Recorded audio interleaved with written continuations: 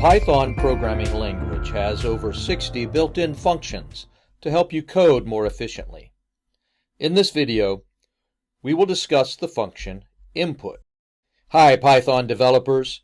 In this video, we're exploring the input function, a built-in tool that lets you interact with users by accepting input from the keyboard.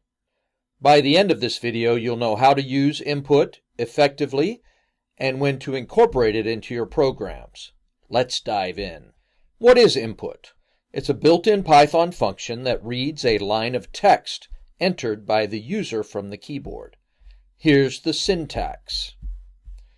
Input with an optional prompt.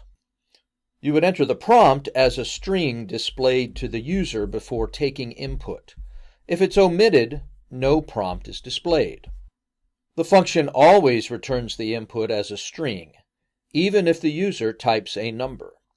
Why use input?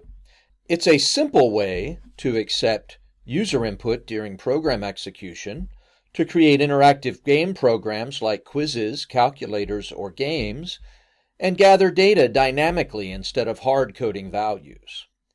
Here's some key concepts to remember. Input is always returned as a string, so you may need to convert it to another type.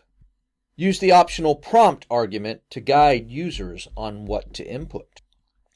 You'd use input when building programs that require user interaction, when you're creating tools or utilities where users provide parameters or data, or when you're testing scripts interactively without predefined inputs.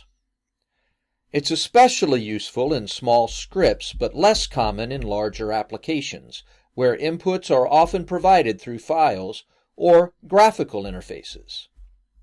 Let's start with a basic example where the program asks the user for their name.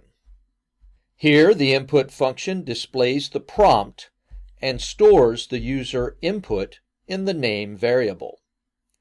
The program then greets the user. Since input always returns a string, you'll often need to convert it to another type. Let's see an example. Here, the input is converted to an integer using the int function. Always validate user input to avoid errors during conversion. The input function is perfect for interactive calculations. Let's create a simple calculator. Here, we input two numbers using the input function. We sum their result, and then we print the result. This example demonstrates how input can collect numeric data and then use it in a calculation. To make your programs more robust, validate user input before using it. Here's an example. This code uses a loop and a try except block to ensure the input is valid number before proceeding. If the number that is provided by the user can successfully be converted to an int, there is no error. However, if it can't be converted into an int, it causes a value error which is caught by the exception. If you need to gather multiple lines of input, you can use input function in a loop.